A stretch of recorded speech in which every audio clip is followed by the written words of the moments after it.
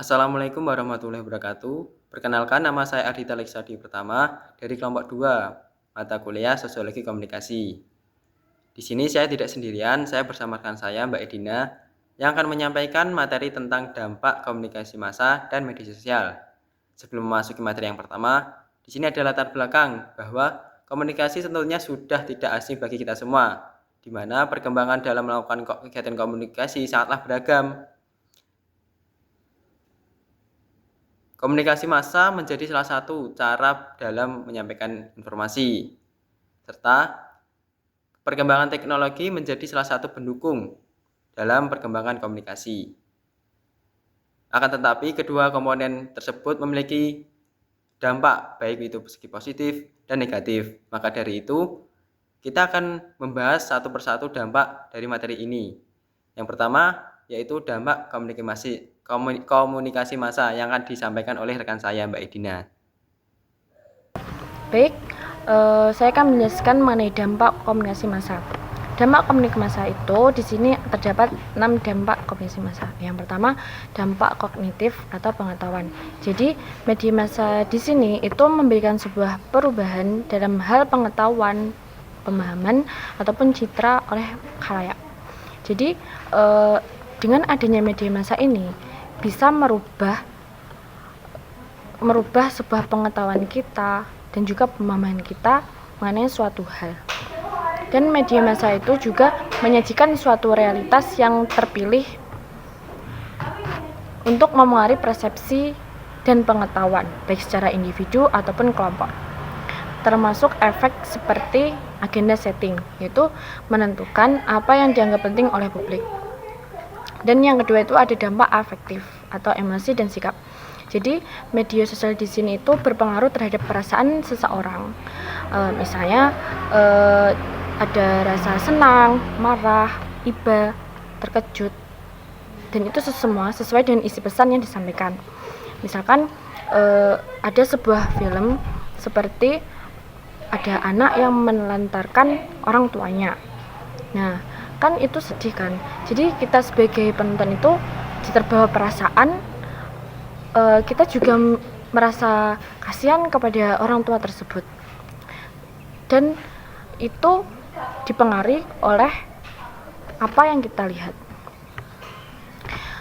Dan juga media massa itu juga melibatkan pembentukan atau pengubahan sikap serta rangsangan emosional. Dan yang ketiga ada dampak konatif atau behavioral, yaitu sebuah tindakan. Nah, kalau dampak konatif itu merujuk pada perubahan dalam bentuk perilaku nyata atau niat bertindak setelah terpapar media. Misalnya, seseorang itu terdorong untuk berdonasi kepada korban bencana. Nah, jadi sebuah khalayak atau seseorang itu menonton sebuah berita di televisi, terdapat bencana banjir. Nah, di situ kan semua barang-barang masyarakat itu porak-poranda, terendam banjir. Nah, kita sebagai penonton itu kayak merasa kasihan kepada masyarakat yang terkena bencana banjir tersebut. Jadi kita melakukan tindakan kita itu dengan cara kita memberikan donasi kepada mereka yang terkena bencana tersebut untuk memenuhi kebutuhan yang mereka butuhkan. Dan yang keempat itu ada dampak sosial dan struktural. Nah, dampak sosial dari media massa di sini yaitu berkontribusi pada perubahan interaksi sosial dan struktur masyarakat. Contohnya, terdapat pemilik televisi di pedesaan itu menjadi sebuah pusat interaksi sekaligus simbolis status sosial, itu sosialnya. Nah, di sini juga berdampak pada ekonomi. Jadi media massa itu juga bisa merubah ekonomi kita, seperti kita bisa berjualan online. Nah, itu juga bisa dilakukan karena adanya media sosial, media massa. Media ini sangat juga berpengaruh pada tata jadwal hidup atau kebiasaan sehari-hari masyarakat. Seperti masyarakat itu memiliki jadwal tidur atau jadwal tidur siang atau pagi, karena seperti menyalakan alarm. Nah, itu kan juga bisa dibuat dari media massa ini. Nah, yang kelima itu terdapat dampak psikologis, afektif, ekstra atau menghilangkan perasaan. Di sini media itu dapat dimanfaatkan untuk melarikan atau meredakan emosi negatif seperti kesepian, marah, atau kecewa tanpa memperhatikan isi pesan. Contohnya, kan kita lagi merasa sedih.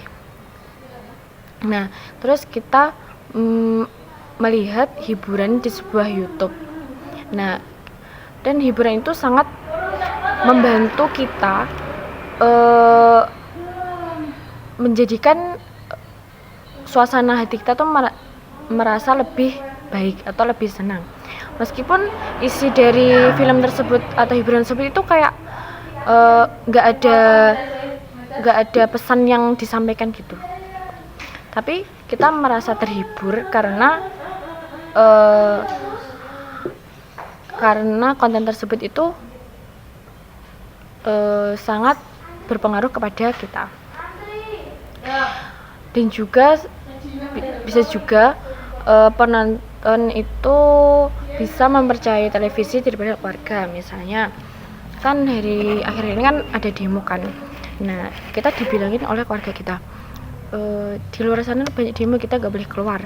Nah, ini kita gak percaya karena kita tidak tahu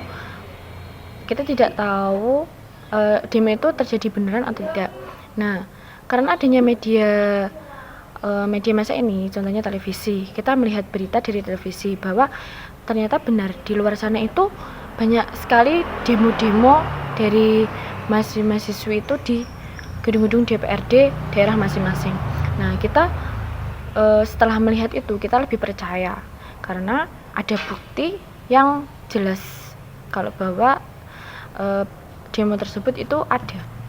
Dan yang keenam yaitu dampak jangka waktu dan proporsi dampak, yaitu efek komunikasi massa bisa langsung atau bersifat kumulatif dan juga bisa terjadi dalam jangka pendek atau panjang, serta memiliki pengaruh mikro individu dan juga makro ataupun sosial.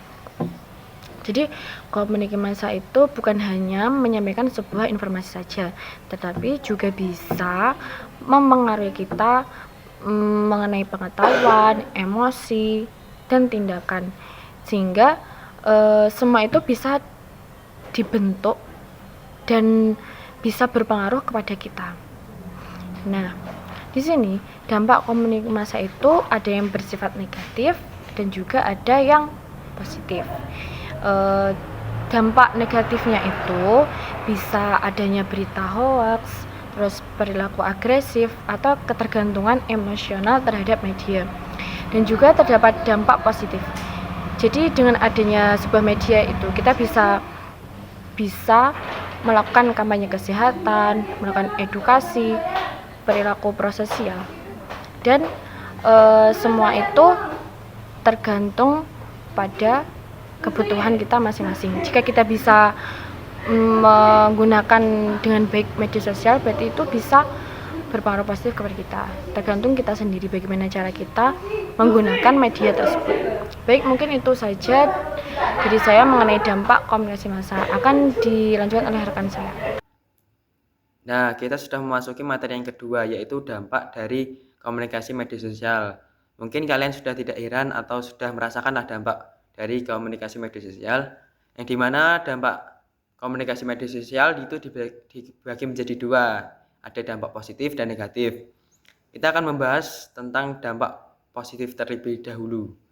Yang pertama adalah memperluas jaringan dan konektivitas, di mana media sosial memungkinkan orang untuk selalu terhubung dengan orang lain, baik teman, keluarga, atau orang baru.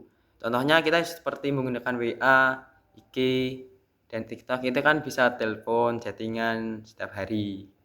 Yang kedua, ada akses informasi dengan cepat, di mana pengguna komunikasi media sosial dapat memperoleh informasi, pengetahuan, dan berita terbaru. Jadi, kita itu kalau menggunakan media sosial itu dalam penyebaran atau menginformasikan orang lain itu sangatlah cepat, tanpa menunggu beberapa hari. Contohnya, kalau kita itu menunggu berita di televisi kan harus menunggu beberapa saat. Contohnya 1 hari lah. Kalau media sosial itu tanpa hitungan jam mungkin. Langsung menit diupload, 2 jam kemudian langsung FYP atau kita sudah menemukan berita terbaru. Yang ketiga ada pemberdayaan dan ekspresi diri. Media sosial memberikan ruang bagi individu untuk menyuarakan pendapat, berbagi kreativitas, dan membangun komunitas berdasarkan minat. Jadi media sosial ini tidak seakan-akan digunakan biasa saja, tapi bisa mengekspresikan diri lah. Contohnya kita ada berita, kita itu bisa mengkomentari di kolom komentar seperti itu. Jadi itulah salah satu dari mengekspresikan diri kita. Untuk yang keempat, dari dampak positif komunikasi media sosial yaitu peluang ekonomi, di mana komunikasi media sosial telah membuka jalan bagi bisnis dari usaha kecil hingga perusahaan besar. Nah, ini salah satu yang kita rasakan lah, yang sudah kita ketahui, sudah umum lah kalau zaman sekarang. Contohnya itu kan kayak Shopee, Live TikTok itu kan salah satu cara media sosial membukakan bisnis bagi kita. Walaupun kita itu tidak memiliki barang atau produk, kita bisa memasarkan produk orang lain. Nah, itulah dampak positif dari komunikasi media sosial. Sekarang kita memasuki dampak negatif dari komunikasi media sosial.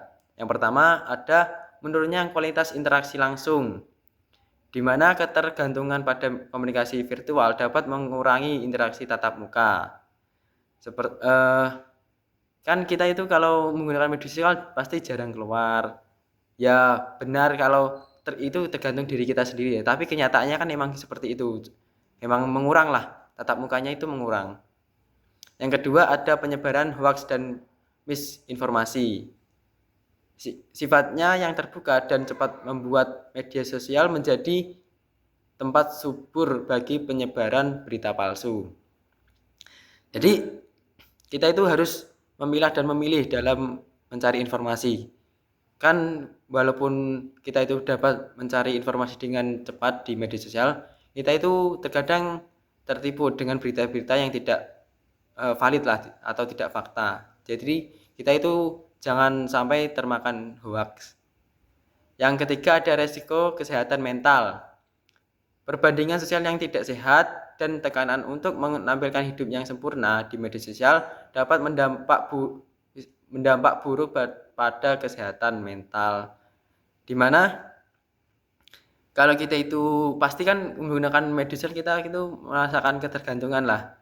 Jadi walaupun itu tidak langsung, mental kita itu juga keikutan nyaman lah. Kan media sosial kita di rumah saja kan bisa. Jadi apalagi orang yang introvert itu kan pasti dia itu menyaman dengan dirinya, dan mental tatap muka itu pasti kan menurun. Jadi itu salah satu dampak negatif dari media sosial. Yang keempat dari dampak komunikasi media sosial ada masalah privasi dan keamanan, di mana membagikan informasi pribadi secara luas dapat meningkatkan risiko kebocoran data, penipuan, atau perundungan daring. Jadi kalau contohnya nomor WA kita itu sudah tersebar lah, pasti kan kadang-kadang ada orang yang telepon, tapi nomornya kita itu tidak kenal. Itu salah satu contoh dampak negatif dari media sosial. Dan juga ada perundungan daring. Ini contohnya kita itu mengomentari atau mengupload sesuatu dan orang itu tidak sepakat dengan kita. Pastikan kita dikata-katain yang tidak pantas lah. Itu salah satu perundungan daring di media sosial. Nah, kita sudah memasuki kesimpulan, di mana dari materi yang kami sampaikan dapat disimpulkan bahwa dampak dari komunikasi massa dan media sosial cukup signifikan bagi kehidupan masyarakat, yang dimana perkembangan teknologi menjadi salah satu kunci dalam proses komunikasi. Dampak komunikasi massa mencakup beberapa hal, di antaranya dampak kognitif, afektif, konatif, psikologis, dan dampak kehidupan sosial. Media sosial di zaman sekarang sudah tidak asing bagi kita karena kecepatannya dalam menyebarluaskan informasi. Tidak menutup kemungkinan bahwa media sosial juga memiliki dampak di masyarakat, itu baik dampak positif maupun negatif. Mungkin cukup sekian dari materi yang kami sampaikan. Kalau ada salah kata mohon dimaafkan. Kalau ada pertanyaan bisa ditulis di kolom komentar. Sekian dari saya. Wassalamualaikum warahmatullahi wabarakatuh.